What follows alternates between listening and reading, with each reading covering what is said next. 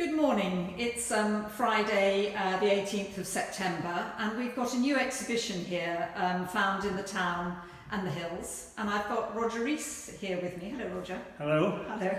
Who's going to talk to us about his pictures that he's got here as part of the exhibition, predominantly his museum series, which is a series of pictures that he started in 2014, I think is the process started in 2014, absolutely correct, which seems a long time ago, absolutely. But it's almost just like yesterday. That's right.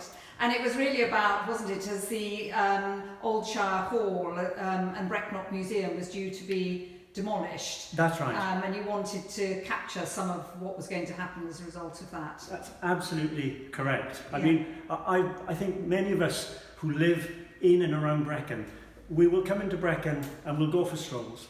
Yes. And Brecon is a place where you stroll around and, for me, take in the atmosphere. Yes. It's got a wonderful atmosphere, and I just love looking at the buildings.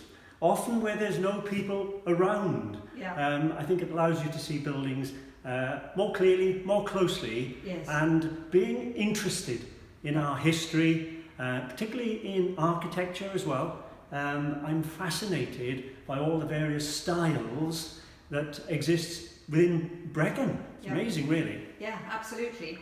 So the first one you've got up here is up here on the wall, and again the reflection of the glass here is not going to allow people to see this properly, but anyway, yes, start with that one. This is a particularly interesting one because on my one of my many morning walks, it was a morning walk, it was a Sunday actually, I came into Brecon to get the paper, the Sunday paper, and I'll try and get in early and have a stroll around, and I always make a point of having a stroll around the Shire Hall and the complex that was there in 2014. But at the same time, I knew that there was going to be a considerable amount of change within that environment of the Shire Hall. It was originally a law court, then it became part of the Brecknock county buildings, and there was new buildings added to the rear of it. And it's over there, yeah, it's all changing, of course. Yeah. And I suddenly realised that this quite a large area of building, it was going to go through a significant change and will be changed forever. Now that's a good thing in many respects, but I do like recording what's there, particularly when those buildings have a certain importance. You know, a county hall building in itself is a focus of the community. And it was a focal point for the community at some point in its history. And although it was all sort of defunct by the time I arrived at Brecon, those buildings were still there, and you can't help. So Roger, we were just talking about your love of the buildings, and I think you've brought in a sketch pad, haven't you, which is showing the process whereby you started. Have you got that here? That's right. Yeah. Well, the sketch pad is here. I always use landscape sketch pads because I actually enjoy working in a landscape format. And that sketch there was, in a sense, the starting point for the museum series. Yes. It just so happens that on a lovely Sunday morning when the sun was shining and rising, it was lighting up the old County Hall building there, and sort of oddly the sky was very dark and overcast behind, so there was a massive contrast between the buildings and this quite dominant, brooding, dark sky. Yeah. So very dramatic image. Absolutely. And I wanted to record that, and then at the same time I wanted then to, I thought, well, I really need to work on this and develop it further. But you're limited by the fact that the page in here obviously is of a certain size, and so on. So I actually felt that I wanted to expand the viewing area. Absolutely. And as a result of that, I actually resorted to photography. I use photography all the time, and you can use the camera quite creatively. I use a notebook camera when I record material for working from, because the images are larger and you can also manipulate the images much more. And with the notebook camera, you can actually create a series of images, and they can all be stitched together in one continuous flow. And it creates this marvellous panorama. And I felt, in a way, I wanted to use that technique and process when I was exploring, recording the complex of buildings associated with Shire Hall. Yeah, So, and all the pictures are long and narrow. They're all aren't they? long and narrow. Yeah. And I love that format because it gives you almost space to look beyond the normal confines of the standard picture format. And it, in a sense, links with my love of film as well. Very good. So this was a starting point. We then had the first one up there, Number one, as you can see. Yeah. And the problem with that, of course, is that the buildings themselves, the sort of county hall buildings, were not exactly attractive buildings. No. But it was the lighting and the drama of the skies that made it something special. So I was recording a moment in time, knowing as well that those buildings were going to be demolished within a very short time. Yes. I also felt that the entire area of the... Shall we walk down to 2 and 3? The entire area of the museum, Shire Hall, and those old county hall buildings, plus a police station, all that was going to change, and it's quite a big change. It was a major project for the buildings and a major project for the area. And I thought, crumbs, I know there's going to be lots of people photographing these buildings, but actually doing something within the art context for me was important. Yeah. And it gave me a focus as well. And so I set about recording the entire circumference of the complex of buildings around Shire Hall. Yes. This is the second one in the series, and it's really the key part of this one is very much the police station there, the old police station, Victorian, I believe it was listed grade 2, and that was going to be demolished. At the same time, we've got the front of the Shire Hall here, which is quite a magnificent frontage. Yeah. So I'm standing on the corner with the Captain's Walk on my left here, and then front of the building there facing the Watton. Yes. And so when I am doing this now, I'm, in a sense, it's a very difficult and awkward process because I'm using the camera to record this sort of continuous scene. But when you look at the images, they're not always comfortable to be able to work directly from. You have to think about chopping them up slightly. Mm-hmm. So in this respect, there were a lot of verticals, and I felt that in a sense, although some of the verticals were not vertical, you know what I mean, they're slightly leaning. I quite like that because that increases a sense of movement, but at the same time, some of the buildings are concertinaed. Concertinaed, yes, I can't even say it. And so you're doing a little bit of compression as well as recording a wide viewpoint. Yeah. And also another issue with this one was the colour range. Obviously I came and studied this part at a different time from the first one. So you're dealing then with different sky effects, different atmospheric effects and so on. And so there's a much more clearer sky. And Brecknock has magnificent blue skies, a lot. It's surprising when you do actually walk around, when there's a brilliant blue sky, it's quite a frequent occurrence actually, you wouldn't realise that. Yeah. So that was the second one in the series, and in terms of figures and people, I tend not to include them, even though they could help to show the scale of the buildings. Yeah. But for me, the fact the buildings are there, people are, in a sense, difficult to say, but people come and go, the buildings remain. Yes. Some of those buildings are going to go. So that is what I'm interested in. And when people occur, it's an occurrence that's just happened. And it so happened that in this particular picture there was a dog. And the dog was moving around in front of me while I was recording. And it stood at the post and did its thing. And I actually thought, wow, you know, I must put that in. And at the same time, there's a little figure there eating sandwiches on the front. Yes. They are there, but they're not a major part No. of the image. Yep. Yep. So Yep. from the second one here, this one, by the way, then takes us a bit further around the building to the frontage. Magnificent frontage. It's not Georgian, it's Georgian style. It was actually built early Victorian, but at that time, the Georgian style of building, these grand sort of public buildings, that sort of pedimental with the columns, that's still the main sort of way that these very important buildings were being done. So the Victorian style of building hadn't yet reached Brecon.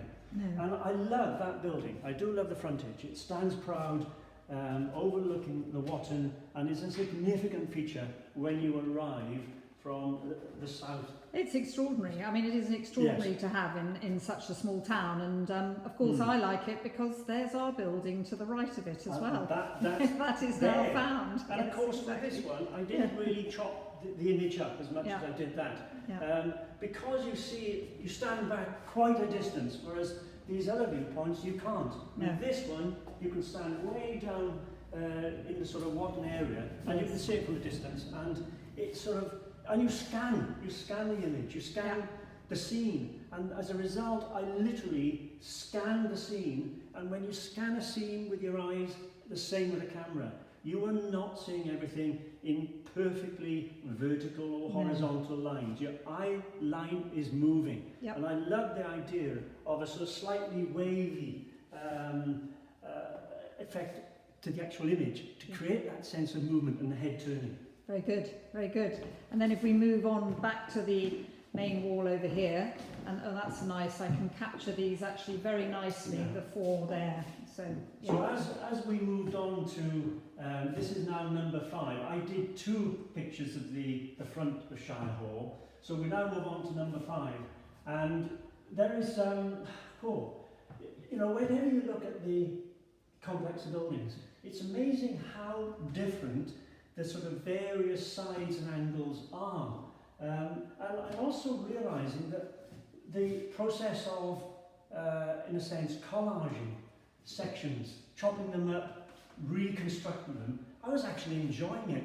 And so I'm experimenting a bit more in playing around with the various planes of the building, the perspective, flattening some areas, and also playing around with tonality. The sun always rises down the Watton, down that way.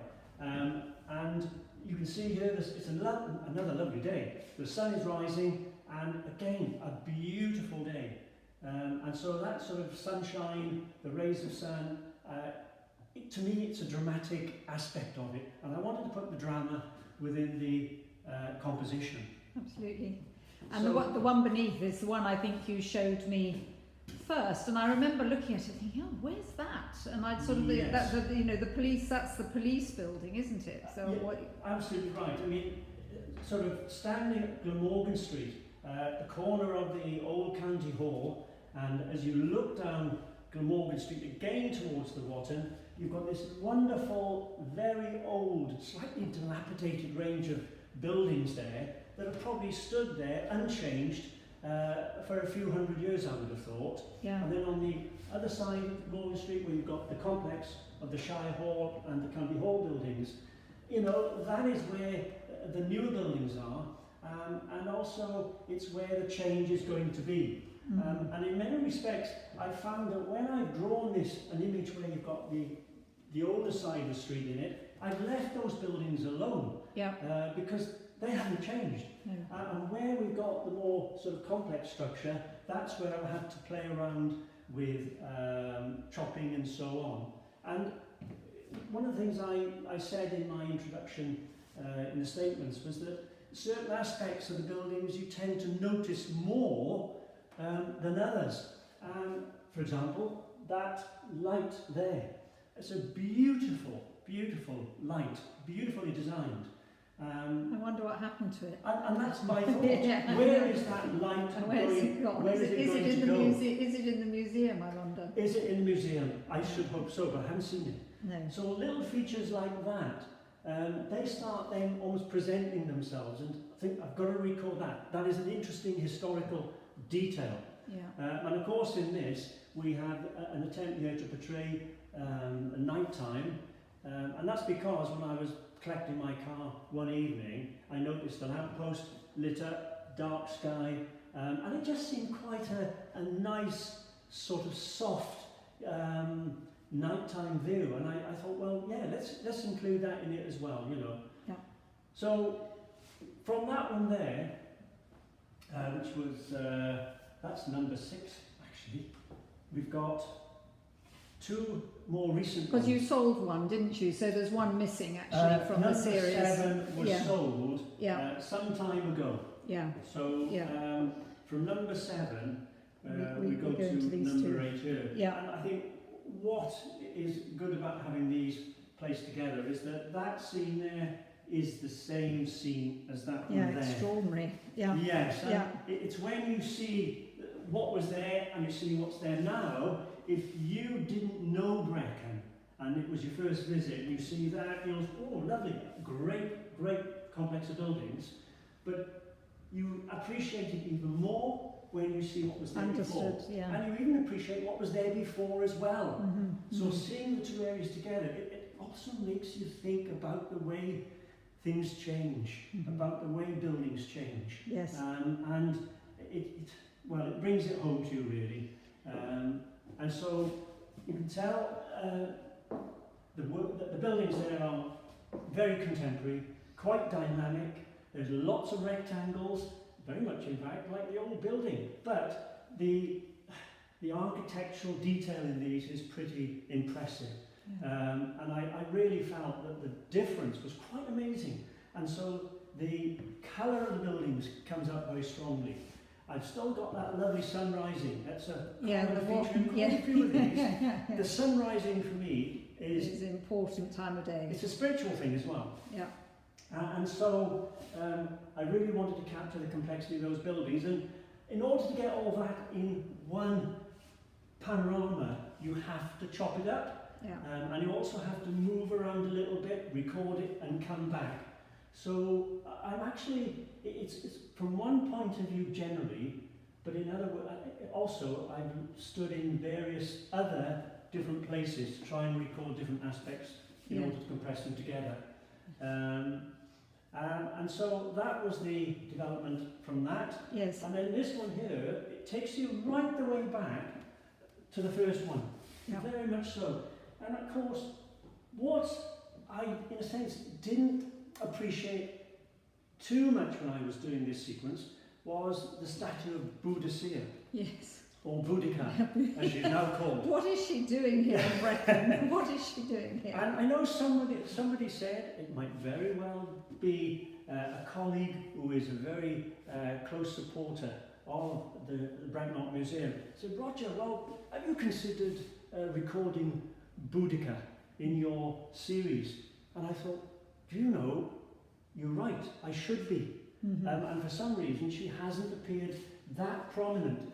She appears there in her original place. Yeah. But of course, during the redevelopment, it was decided to move Boudica. And she was moved right to the other side of the Shire Hall complex.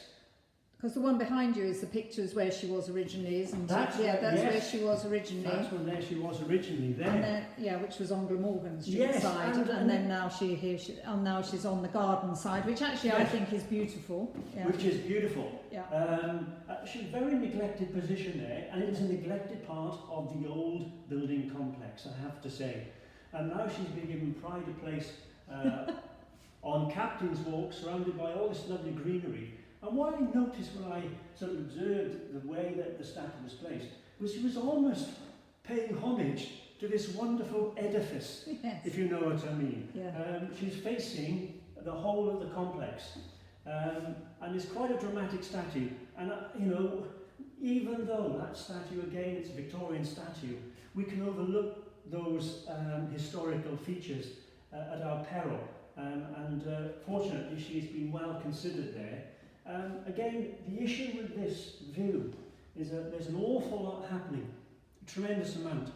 And in order to get a sort of this angled viewpoint, because the whole building's in a perspective, you have to really think hard about how you can show the various aspects of all the different planes.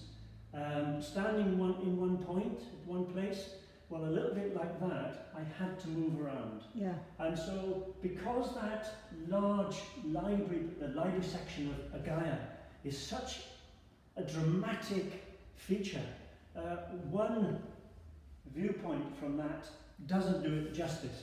No. So I really had to move around and, in a sense, indicate that you need, if you go there, look at this building by moving around it.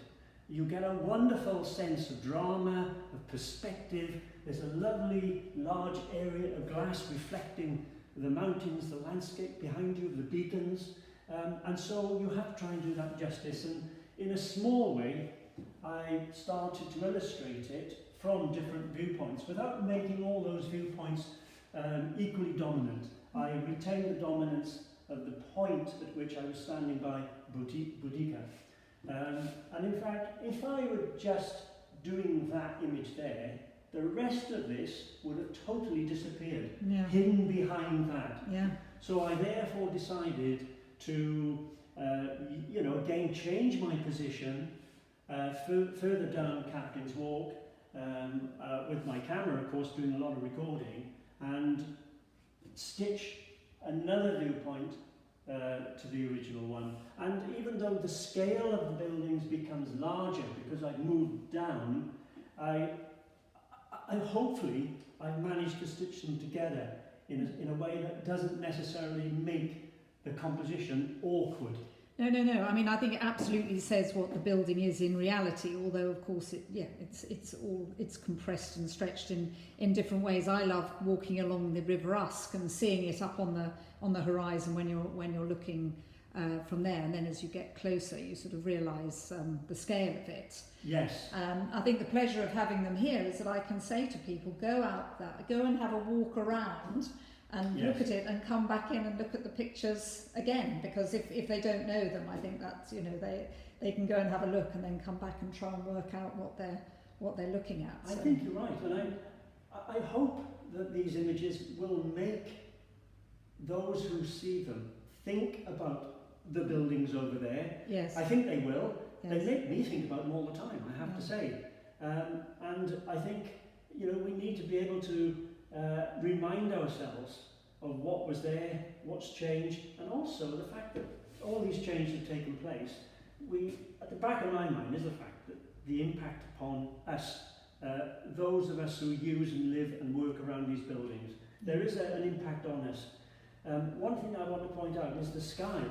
Now, I love skies. I love the drama of skies. And when I look at the skies all the time, well, we know what it's like. The sunset, we have a wonderful sunset, we have a wonderful sunrise and so on, and the clouds light up. And I find that sometimes with the skies, I start to perhaps invent a little bit. They're not necessarily an accurate portrayal of the sky at a particular time. It can be a combination of skies you've seen. Yes, so I manipulate it. Yeah. But what's important to me, again, that little bit of drama. Yeah. It adds, again, like a film set to a certain extent, and I want you to feel as if you can walk there and experience that. Yeah. And be enveloped by it. Yeah. Well, I think they're absolutely wonderful, and we're really delighted to have them here. So thank you. There are a couple of other pictures here of yours, but I'm going to leave those for people to come in and look at. And that's been a really great sort of quick summary, I think, of where you are. But hopefully it gives people a taste of what we've got here, and will make them want to come and see the buildings and see the pictures as well. So thank you, Roger. Thank you very much. Thank you.